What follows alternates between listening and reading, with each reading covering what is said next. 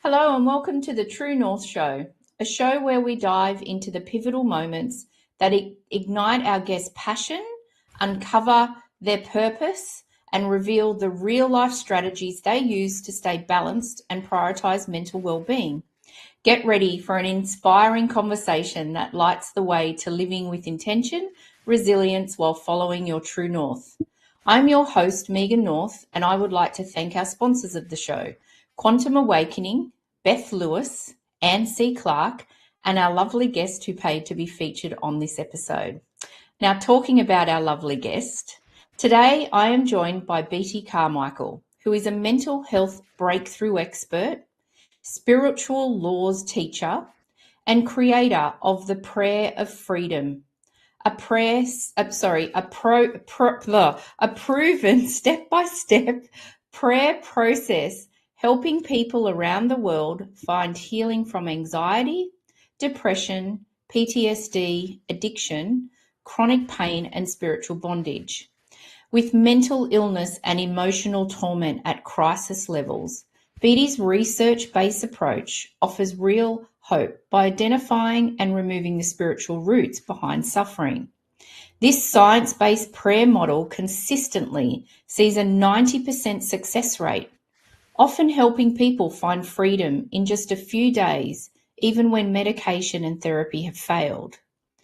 Coming from 7 generations of medical doctors, Beatty brings a scientific mindset to everything he does. After running over hundreds of tests in the business world, he applied the same rigorous experimentation to the spiritual healing, tracking nearly 1,000 outcomes to refine a repeatable, measurable process grounded in a research-based approach to prayer and the spiritual laws that govern healing. Beatty is the author of 5 books, including The Prayer of Freedom, host of multiple podcasts, and a regular teacher at one of the largest addiction recovery centers in the world. Welcome to the show, Beatty. I'm really thrilled to be having this conversation with you today. Well, thank you, Megan. I am very excited about being here. Excellent. Great. So we've got a lot to cover today. So let's dive in. So you have a really unique background and your approach to mental health is unlike anything most of us have heard. So can you walk us through how your journey led you here and what made you focus on the spiritual root behind mental illness?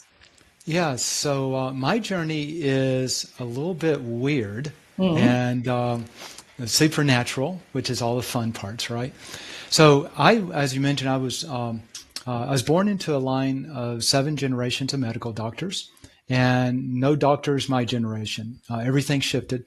I went into business, and then about 25, 30 years later, which was about 9 years ago, God called me back into healing.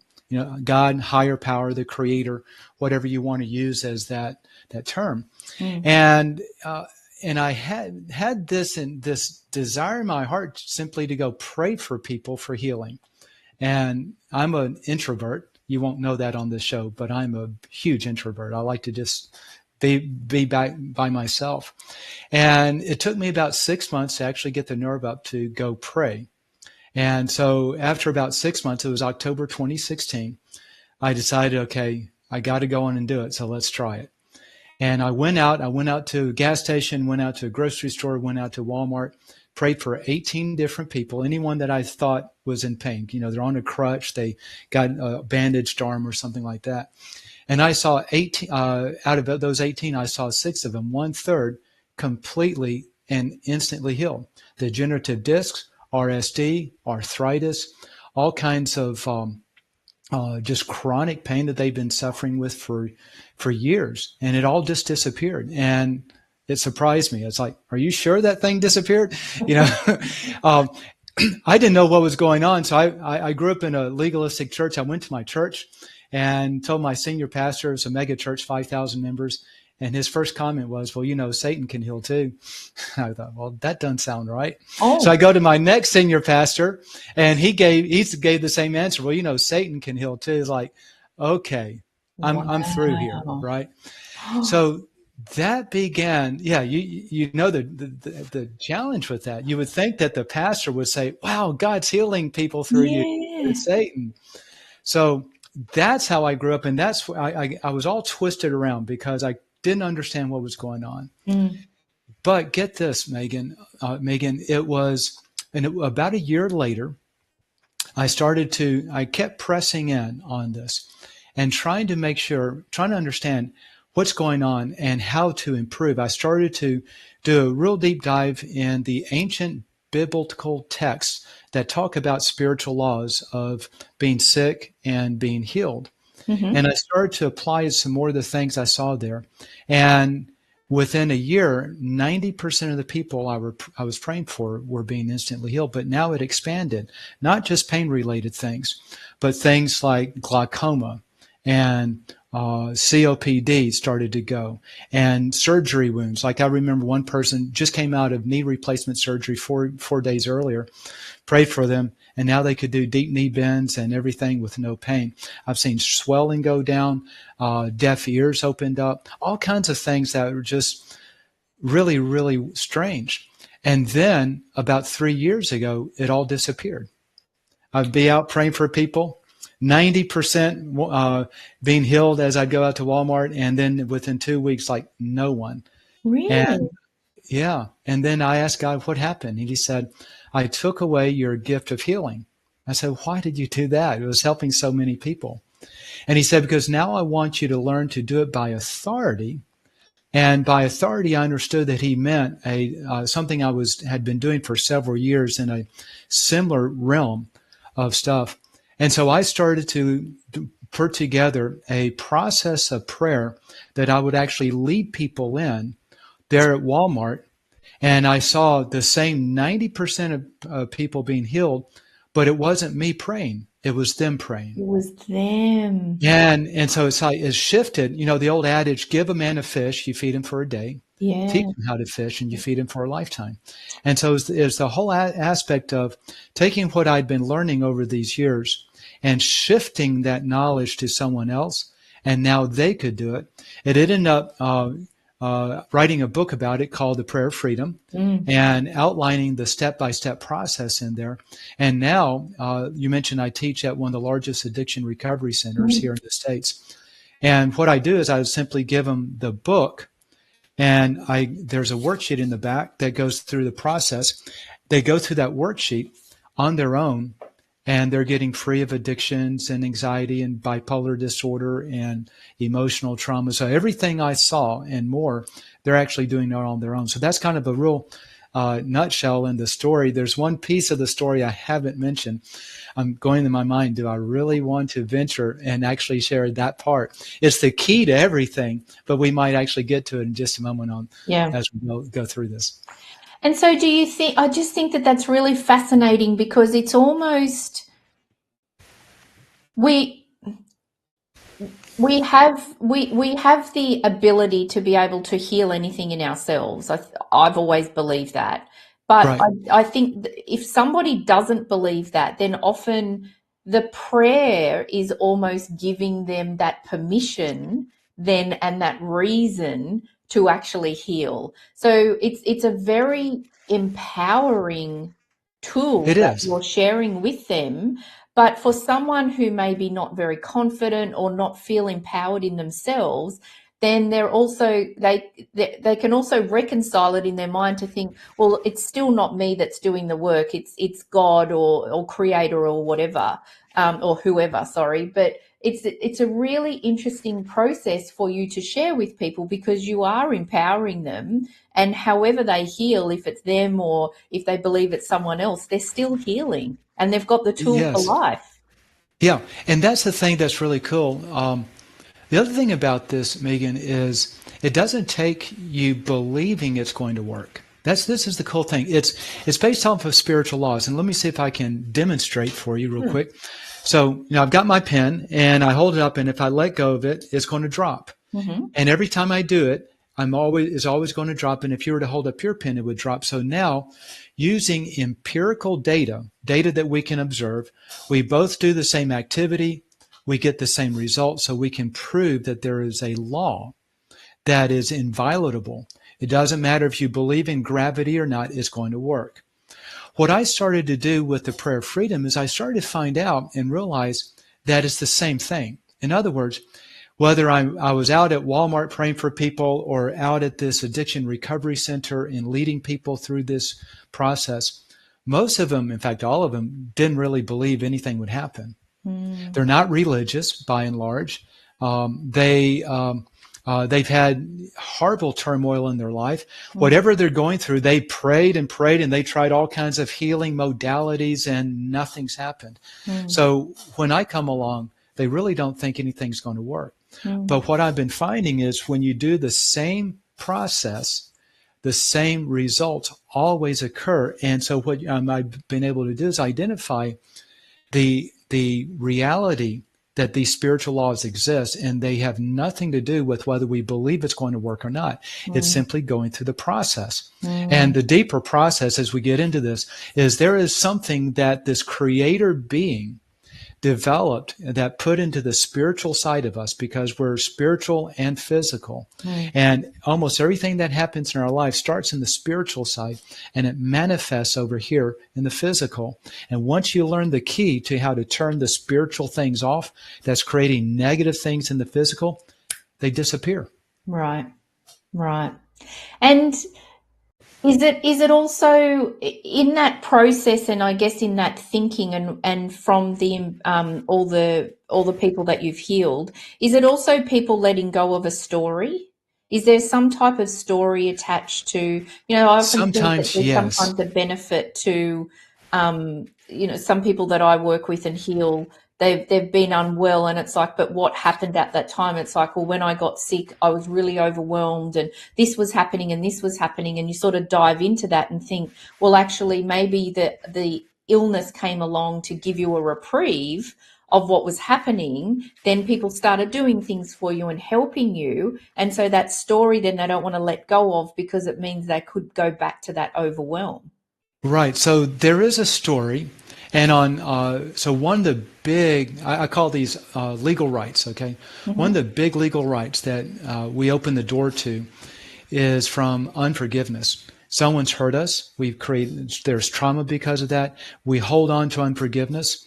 And when we let go of that, it does something in the spiritual realm that allows us to be free of a lot of issues.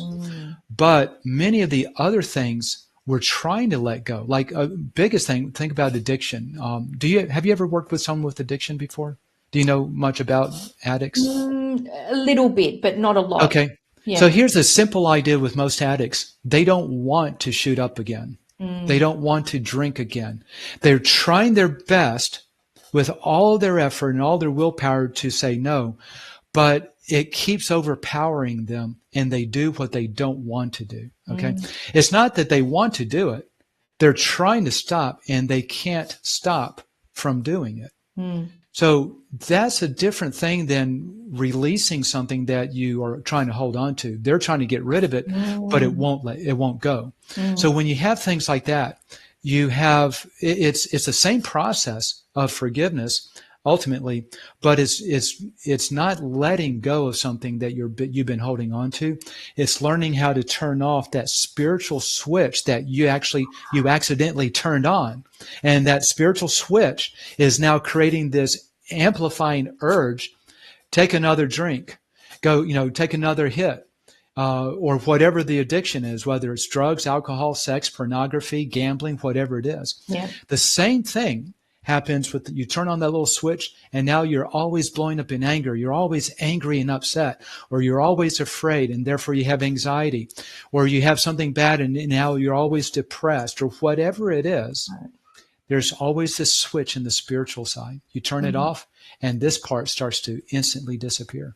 Can I tell a story on that? Yes, please. Okay, so one of these ladies at this addiction recovery center is a lady named Ashley, and she was raped by her dad and her uncle at 5 and 6 years old.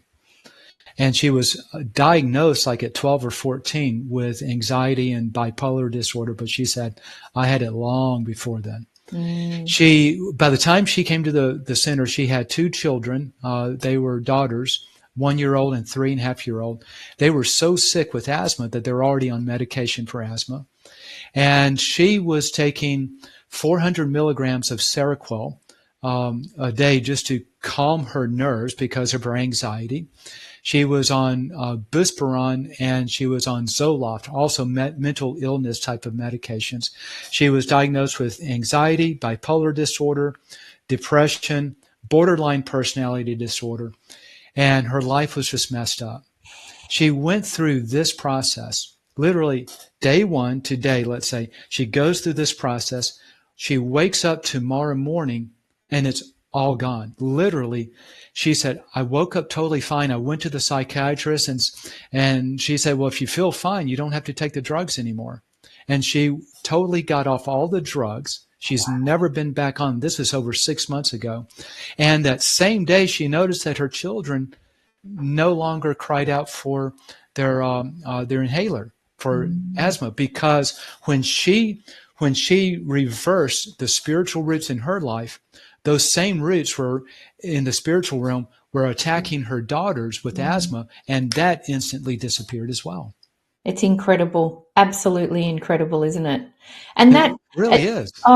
And I love, that's a beautiful example to give, because Beatty, it was interesting in the beginning when we were talking about, the generations of medical practitioners in your family, and you said in your generation there isn't any.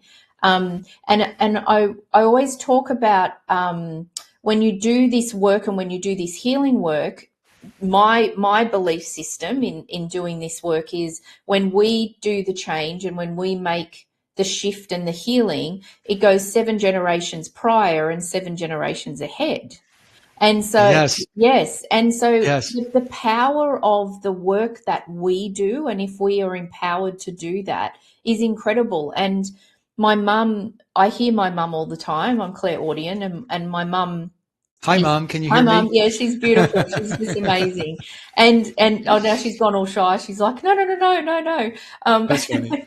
But she often tells me that she is so proud of the work that I'm doing because it was the work she wanted to do, but she could never do it when she was here in her lifetime.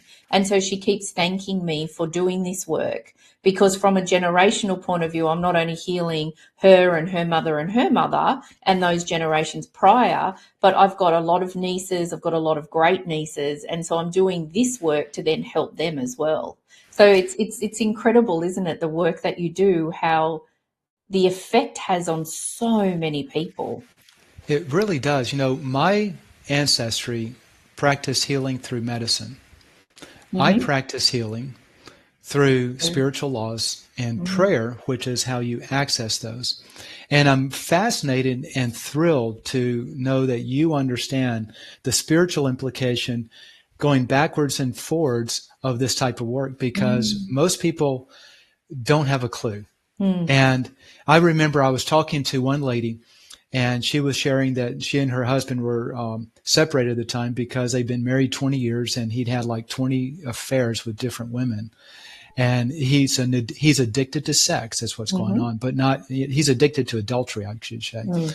And so they separated, and her teenage son was having this horrible pain in his mouth. So they had an appointment set to go to the dentist, and the father, in a point of repentance of just feeling really bad that he has been so bad against his wife and his family, he made a list of all those women that he had been sleeping with while married to my friend. And he prayed to this higher power, to this God, the creator of the universe, and basically confessed that he was wrong and said, I'm sorry. And it was that same day in that same moment that the son's pain in his mouth disappeared. And when I was talking to my friend and explaining how these spiritual laws work, that's when she connected the dots. Oh, that's the day my husband repented of that stuff. And you see it all the time when you know what to be looking for. Yeah, it's amazing, isn't it? And I love that. I think it's a great example too for us to talk about, because often when people are in pain or they're having mental health issues or they're angry, you know, there's no forgiveness, there's all of those things that they've got going on. A lot of people look at the other person for them to do the work. It's all, you know, they should do this, or they need a healing, or they need to, I'm going to be religious here, repent for their sins, you know, that sort of thing, right? But the thing is that when we notice what's happening and we empower ourselves to do the healing on us, then it just naturally has that ripple effect anyway. So the more work we do on ourselves, the more it then ends up just, sort of rippling out and vibrating to everyone else that's around us. Yes. Can I share my experience on how that works? So I want to get into mechanics. I'm going to get a little bit weird on you, okay? Yeah. So I have found that, I use the terms that the ancient Bible texts use. We're talking about the same things, but the Bible text uses specific words. So as I talk through this, let me give some definitions.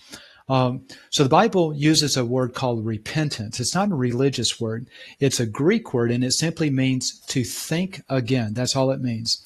And what that means is, like this man, he thinks it's okay to go sleep with women while he's married, and then he gets convicted of it. So now he repents. He thinks again and goes, that wasn't right. So now he'll confess that he's wrong. Does that make sense? Yes.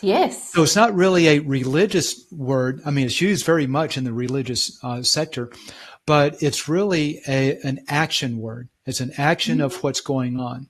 And I mention this because I don't want anyone who's non-religious to think that this thing is a religious approach. It's not.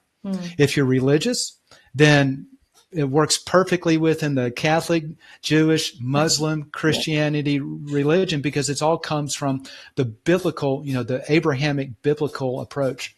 And if you're not religious, it works perfectly well because it has nothing to do with religion. It has everything to do with spiritual laws. The other word that comes out of the biblical text is the word spirit. Now, in the non-religious text, a spirit is an energy source. You either have a light energy or dark energy. You have high vibration or low vibration. It's all talking about the same thing. So now with that, let me share what I've been finding. I have found that there's basically 3 categories of spirits or energy or vibration type sources that I've been able to identify that cause these issues. Number 1 is what I call an amplifying spirit. The way this works is if I do something bad, I blow up in anger, I open a door for a amplifier of anger to come in. It's going to take that anger that's already in me and amplify it and keep it amplified all the time. So now I'm always angry, and the least little thing, my wife says something and I just blow up at her and I'm all upset. And I don't know why, and I don't want to do it, but I can't stop it. Okay. So you got amplifiers. Addiction is an amplifier. Fear is usually an amplifier. Then I've identified you have infirmity spirits. So with the amplifier spirit, it's a 1-to-1. If I get afraid, someone's traumatized me, then I'm always going to be afraid, and that spirit of fear is going to amplify fear, and I'm going to stay anxious. Okay. So it's a 1-to-1 relationship. But then there are other things I do in that spiritual realm that flip these switches on. And instead of an amplifier, it's an infirmity spirit. So now this type of spirit entity is going to create some sort of an infirmity in me, usually a chronic pain. It's not going to hurt anyone else. It's just going to now take away my quality of life. So think about a persistent illness. Think about a persistent pain. Think about a persistent, my eye closes up because I got glaucoma or I lose my hearing. So that would be an infirmity spirit. And then the third type of spirit, and this is where I'm going to get really weird, is what the Bible calls a demonic spirit. And in your realm, it is the darkest of the lights, and it is the lowest of the frequency, if I've got my definitions right. And this is where the story gets weird. So the demonic spirits are real. The way the Bible text defines it, it says that our battle is not against people of flesh and blood, people like you and me, but against persons without bodies. Now, let me explain what this means. You and I have a spiritual part of us, our soul, and a physical part of us, which is our body. Our body is just this container in this earthly realm, but the real person of who we are is our soul. That's why your mother still lives, just not in her body, but her soul is still there. It's our soul that is our mind, will, emotions, our personality, our memory. Okay. So this person without a body is it's an evil soul. It's a dark energy soul that has no body, and it wants to come in and inhabit our body and create torment. So this is what the Bible texts call a demon. So when I started to hit 90% success rate, as I was praying for people, this would have been roughly late 2017 and forward. One of the things that started happening at that same time is I started to do what's called deliverance ministry. And this is the casting out of these demonic spirits, these evil spirits out of someone. And it's really freaky at times. There are different ways, but the way I do it or did it is there's a 4-step process. And I want to share this because this is how this entire prayer freedom, the whole premise of it. Okay. This was my learning tools that taught me how to do this prayer with people. Okay. So the way you do this is the first step you do is you identify that spirit by name. And on my first deliverance experience, the demon spirit, many of them would actually take over the person's body, look at you through the eyes and speak at me through the mouth. And the personality and the vocal, everything changes. It's a different person. And then once you identify the spirit by name, then the second thing you do is you interrogate it and say, what is your role? And usually the role is to create pain, to bring despair, to cause a person to commit suicide. Like this first lady, one of the spirits was a spirit of suicide. And I said, well, what is your role? He said, my role is to get her to kill herself. So this is an actual evil personality now harboring within her. Then in this interrogation, the most important question is, what gives you the legal right to be there? Because this Creator God created us. He placed His standards in our conscience, so we know right versus wrong. And there's this other group of evil spirits that I don't know how they got created, but they're there. Okay, and they are given a legal right to come in and torment us if we're not careful. And here's the point I want to make. 100% of the time, and I've cast out probably 1,000 different demons, okay? 100% of the time, the legal right is always, we violated God's standard of right and wrong. The Bible would call it sin. I don't want to use the word sin necessarily because people think, oh, I'm so ashamed. All sin means is that you miss the standard. Okay. It's like my little son. I say, hey, would you put my glass back on the desk? And he puts it on the dresser. He missed the standard. I'm not terribly upset, but that wasn't what I asked. Does that make sense? Yes. Yeah. And so to the degree that we miss God's standard is to the degree that we open up the door for these different tormenting spirits. And then to the degree that we confess that we were wrong is to the degree that we can get them back out. So literally it's this. When we break God's standard as written in our conscience, and or even in His law, that He has written into us, then it opens the door for a tormenting spirit to come in. And when we confess that we were wrong, this is where it says, James 5:16, it says, confess that you broke God's standard, right? And then you will be healed. So when we confess it, it's like it turns off that spiritual root.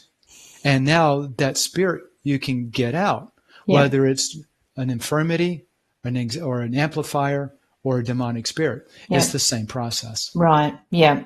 Right. And because you're turning it off, well, because you're aware of it, then you're understanding why it's there, and then Yep. you decide to turn that off, then it's got no choice but to go.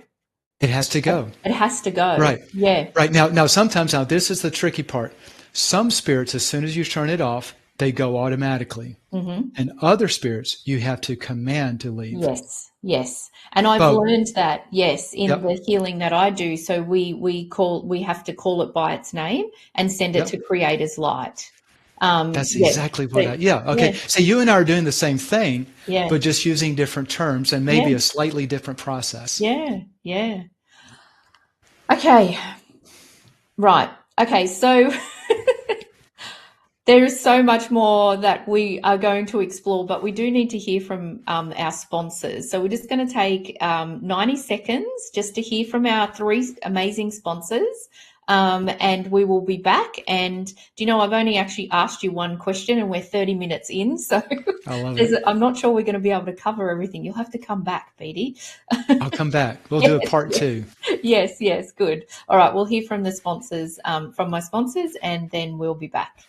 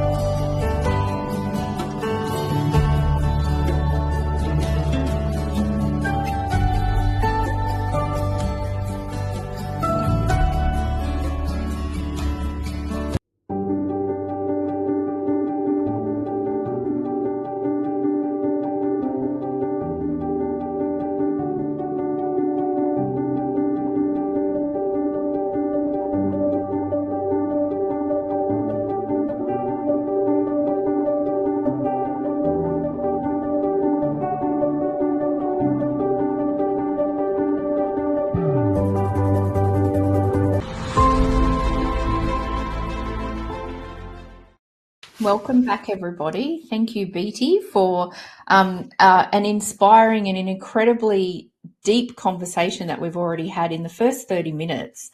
And I'm really grateful that we're talking about this because I'm learning a lot. There's a lot that is resonating with me, but I'm also learning a lot as well. So thank you. I'm really enjoying the conversation.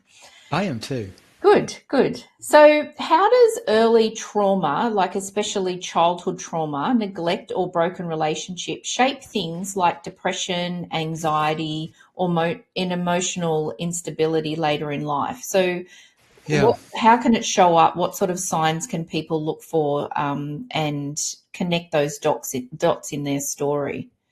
So this early trauma, a lot of times we go through trauma and we know it. Like my friend Ashley, Mm-hmm. she knew there was trauma. She was being raped. She was being molested. She was abandoned. But there are a lot of people go through trauma and they don't really realize it because they think they have a normal childhood, but it had challenges. Mm-hmm. But here's the main thing. Here's a simple way to understand trauma in childhood and how it shifts us. Whether the trauma is overt, we really recognize it, or whether it's very subtle. Ultimately, what is happening is this. There's this creator God that created us, and he designs the human race to point us back to him, back to the true love, right? And the truth of all matter.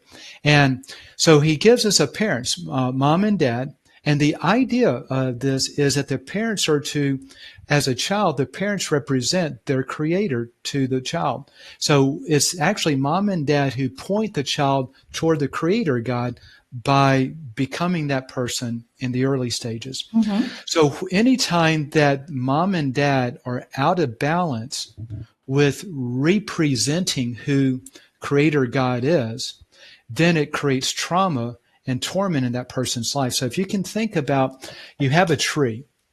A lot of times you take a tree and you'll put guide wires on it so it grows up straight. Does that make Mm-hmm. sense? Yep. Okay. If that tree grows crooked like this and it bends different ways, then it's not going to be a really functional tree. It's going to look weird. It's not going to be as strong and resilient. Okay.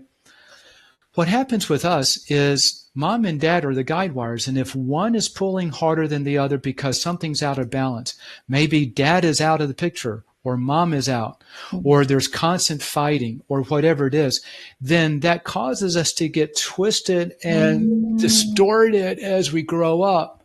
And so everything in our life now is out of balance.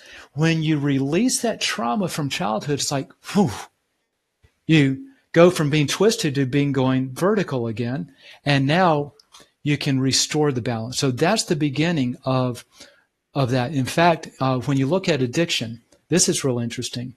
There are three primary causes of addiction. One is heredity, generational. There's a generational spirit of addiction coming down, and the proclivity for being addicted. But number two is rejection and abandonment, which is that childhood trauma stuff. Okay. And then number three is actually what I call a word curse. It's where you speak out what you don't want. But like your mom will say, if you're not careful, you're going to be a drunk just like your dad. Yeah. And you start to believe it. Or then you try to stop and you say, I can't stop. And anytime you say something emphatically in the negative, I can't stop, I am an alcoholic, then it gives that spirit of alcoholism or whatever the addiction is, the legal right to keep you entrapped and in bondage. So those are the three things. It's generational, it's the trauma, and it is the words. But that's how the early childhood trauma really starts to impact our lives. Yeah. And I think there was a study done, I'm not sure whether it was done in Australia or the US, but there was twin boys and they grew up in the same household with the same parents. The father was an alcoholic.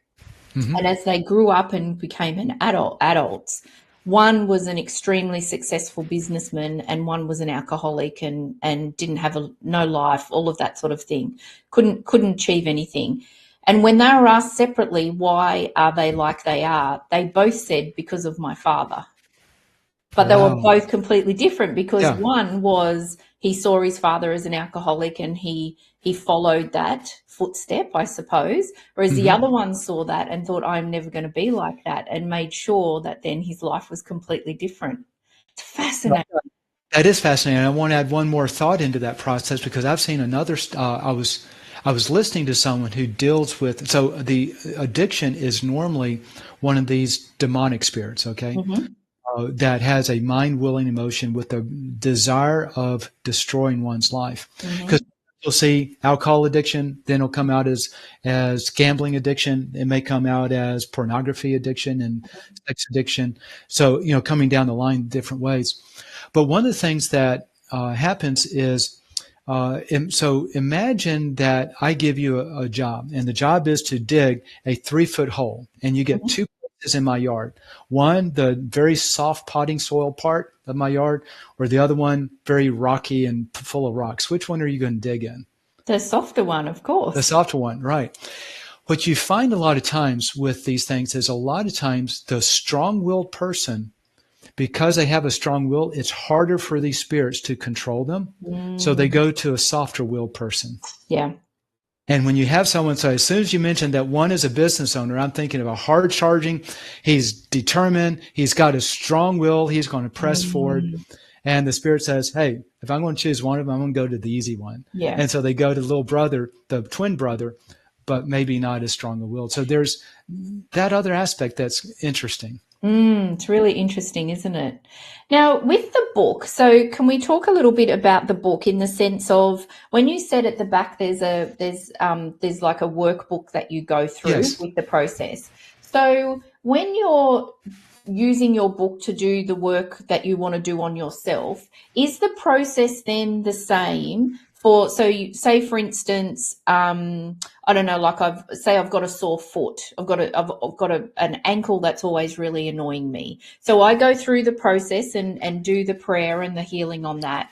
And then if I've got a sore elbow, do I then go through the same process for the elbow, or is it you Almost. do it holistically? Like how does that Yeah. work? Yeah. So the way it works, and this is really interesting. So I've identified 18 different categories where we violate God's standard. Okay. Okay. Keep in mind, it's the violating of God's standard for our life that turns on that spiritual root that Mm-hmm. creates this problem in our life. Mm-hmm. So in the back of the book, I've created a list of those 18 different categories. And what this does is holistically, like here's what true story. Here's how it works at the Addiction Recovery Center. I don't pray with them and I don't pray for them. I literally give everyone a copy of my book, and I give them space in my class to simply do the worksheet in the back. Ah, And so what they're right. doing is they're making a list of everything that the creator being has put in their mind as remember this, remember that you did. And so it's a memory jogger.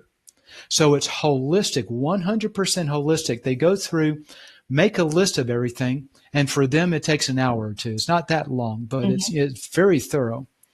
And then it has a set of, I call it a process of prayer. How do you pray through each of those lists Mm-hmm. that tells this creator God, I'm sorry and I confess that I was wrong. Now, Mm-hmm. will you please remove my issues? And so initially, it's very holistic. Clean. I call it like you haven't taken a bath in years, and now you get a good deep scrub, and now every bit of your body, and now you're perfectly clean. Yeah. Well, tomorrow just take a quick shower and you'll be fine. Yeah. Yeah. But if Okay. you find that you start to get a dirty spot, then maybe you dig on that one spot just a little bit harder. So with that as kind of the backdrop, the process in the book is holistic, but once someone's gone through that and they just have a minor issue, I have what I call a little 3-step recovery process. It's a Mm. much shorter approach, and it's usually really effective at just pinpointing that one thing. Yeah. Okay. Yeah. And so I think from like personal experience as well, and having been on a journey for, I don't know, 25 or 30 years of healing and doing a lot of work on myself, at the beginning when you start, I feel like that it can be heavy. It can, there's a lot of stuff that comes up, and it's not easy. Like I definitely don't think that it's easy. Right. The healing itself, I think, is easy, but I think it's the realization and being honest with yourself and those sort of That's the things. tough part. Yeah, that's not easy. But I love the fact that the more work you do on yourself, then the quicker it is. Like it's a lot easier once you go down. I know myself, like often something will come up and I can usually work on it myself. Sometimes it might be something that I need to get out of my own way and I go to a healer and we shift it very quickly. But it's definitely something for people who are starting on this journey to know that once you start, then things do get easier and the process does become a lot quicker the more Yes. healing that you do. With this, it's real interesting. So one of the shows, a lot of times I'll take the host and do a live demonstration if they have something they're trying to get rid of. Yeah.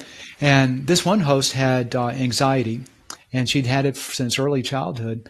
And so I just led her through this process, and literally in about 5 minutes, all of her anxiety was gone. She'd never been without anxiety except as an early child. And she was crying when she was explaining this. She said, I confessed things that were so dirty, I refused to even talk about them for so many years. And it felt so good just to get it out. Yeah. And, that trauma, because there was some trauma in her life, that was the source of the anxiety and depression. But that's what I find. Once you go through that part, I tell people, grab some tissues, especially on the trauma side of things. Yeah. But you'll get through it, and then life becomes easy again. Yeah, absolutely. And I do say that to my clients too, is that the fact that you've booked in you've paid for a session with me, you've already 3/4 of the way done. Yes. Because actually you've admitted to yourself that there's something there and you're ready to shift it. So it's actually Yes. really, it's just that recognition, the, you know, as you said, the admitting to yourself that, you know, I need to forgive, that then that's a big part of it. And if that becomes like a normal thing for you as well, I think that this work can, you know, can be quite delightful actually, because you think, oh, okay, that's come up. That's interesting. Actually, I'm going to go through this process Yeah. and heal it. Can I Yeah. share some stories on how, Yes. what this, okay? Yes. Because a lot of times we think of healing as, okay, I've got this sickness I need to get rid of. Mm. But with the prayer of freedom, it expands beyond all of that. What I find a lot of times is this is so holistic, that it takes all the torment problems in your life that are both external and internal, and has the ability just to clean them all away. So here's just a couple of things that is going on. A friend of mine named Roger and wife Laura Ann, they've been marriage counseling for 12 years. Actually, marriage counseling for about 14 years. They've been married for 12. But they started marriage counseling before they got married because they knew they knew they were having a problem in the relationship already. Yeah. They both went through this process, and they said the last 2 or 3 months has been the most peaceful they've ever had, because all the bickering in their family life has dropped. Mm. He was on 70 milligrams a day of Vyvanse, which is ADHD medicine. He's now completely off that, off all of his depression meds, if I'm correct. Then you have another lady. She was at the Addiction Recovery Center. 3 years ago, she had a car accident, hit the windshield, broke her AC and her collarbone. She had no insurance, so they literally just gave her a sling and said, good luck. Mm. So it healed wrong. Mm. And she got to the center. They have insurance. So then she went to the orthopedic surgeon. He drilled through her bones, broke them apart, rewired them, and then sutured it all up. Then she's in my class 4 weeks later after that type of traumatic post-surgery. And I lead her through this sample thing that I do with hosts. And in less than 5 minutes, about 10 minutes, all the pain was gone out of her shoulder, and she had the same range of motion with her right arm, which had the injury, as she had with the left. It was 100% completely healed. And so this isn't just anxiety. You have another friend of mine had broken his hip in college football, and now he's 54, and it's been painful and progressively worse and wearing out over the years. The last 5 years, the doctor said you need hip replacement surgery. It sounded like it was one of these torment things. So I led him in the short prayer over the phone, and it was totally healed. So whether it's anxiety or mental illness or addictions or relationship problems or surgery issues or things like that, this has the track record of really healing all of those type of things. Things that doctors say is incurable, it's actually doing the miraculous. It's amazing. And so when you started, like you talked about, you went to Walmart and many years ago, and you were praying for, you said 18 people. Did you ask them to pray with you, or were you just praying for them? They didn't I was know? just doing all, yeah. Right. Because I felt, if God's called me to pray, then their prayers may not be that effective. So let me just, in fact, I have to tell you a funny story on that. Yes. One year, this was a few years after that, I was at Walmart and I walked up to this nice looking gentleman and said asked if I could pray for anything. He said, yeah, I had a stroke in my eye and I lost most of my vision. So, well, can I pray for you? He said, well, I'm a pastor. I just came from the church and I had the prayer team and they prayed for me. Nothing happened. So that's okay. Can I pray for you? And so I prayed and it instantly cleared up. And so there is a difference in how you pray and what you pray. It's not just a prayer. In fact, if I could encourage just the folks listening, a lot of people have prayed for things, but it's how you pray and the structure of the prayer to handle the legal rights in the spiritual realm that really make the impact over here in the physical realm. Yeah, yeah. And so can people work one-on-one with you? Yes. I require them to go through the process in the book first because it's so thorough. It means I don't have to work with many people. Yeah. And then anyone that got some sticky stuff, then I'm always accessible. Right. So it's a little bit like what I said before about, you do the work on yourself, but sometimes you've got to get out of your own way and just have a little bit of extra help. Yeah, yeah. Yeah. And a lot of times that extra help is on the things that you don't really realize that it could be the open door. Like a friend of mine, very involved in certain types of just spiritual things that felt good, but they were actually the source of some of these more difficult things in their life. And when they got rid of that stuff or the different type practices, everything cleared up. So there's some things where we can be deceived because I hate to say it this way, but let me just, you're dating someone, y'all sleep together because it feels good. And you don't realize that you're getting angry and angrier. You're starting to get anxious and picking up all these issues from your friend that you slept with. What happens is, even though it feels good to sleep together, you can pick up a lot of the negative things in their lives spiritually, and they transfer over to you, and you don't realize that the feel good is actually the source of the problem. Yes. Yeah. Yeah. Yeah. That's really interesting, isn't it? So with all of this work that you do, how do you maintain and balance your mental health? Like, how do you prioritize you? What sort of things do you do to make sure that you're in good shape to be able to help others? It's really easy. The simple rule of this, okay?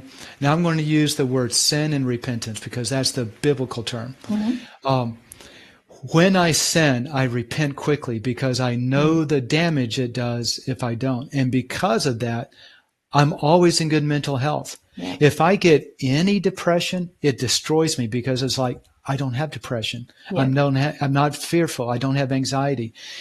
I go through life like this force field shield around me because I keep myself clean of all those spiritual roots. That's all I do. I don't do anything else really other than just, apple a day keeps the doctor away. Repentance a day keeps the tormentors away. And so do you get value out of sitting in the sun and soaking up the vitamin D and I love being outdoors and those sort of things? Yeah. So I do that. I do have my own quiet time. I do spend a lot of time outdoors. There are those type of practices I do that are just kind of part of my, how can you say, I guess, personal well-being hygiene, right? Yeah. That's great. And so there may be a lot of things that's happening there that I don't even recognize that maybe you can tell me more of because I just go out there and they go, this is wonderful. Yeah, beautiful. Yeah. The sitting in the sun, I think, is one of the best and easiest things that you can do to shift how you're feeling for a day. For that moment, it's incredible. It's to me, it's like an instant thing. It's an instant change. Yeah. Oh, on that note, there is one. So I love to walk. I try to walk about 30 minutes in the morning with weights. I'm usually in the sun.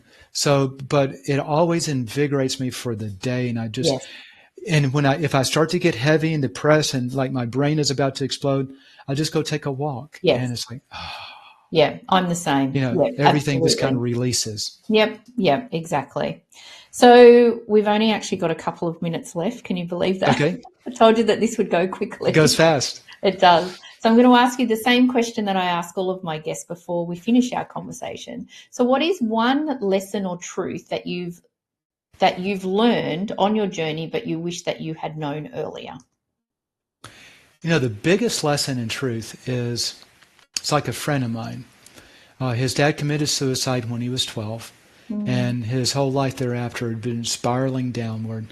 We graduated high school together and reconnected back at a college reunion 2 years ago. I shared this with him because he was in high anxiety, high depression, nearly divorced, and his life was just torn up. And after going through this, he said, I wish someone had told me this 34 years ago, because he realized how his life could have been different. And the thing that I wish I had known is the same thing, is to have known this earlier. Not only could I have cleared up some things in my life, but the number of people that I've come across in life, how many people I could help clear up their problems and just made this world a better place. Yeah. But look, I mean, the book that you've got now, it's accessible to everybody. So yes. So I'm excited. We're making big headway now. Exactly.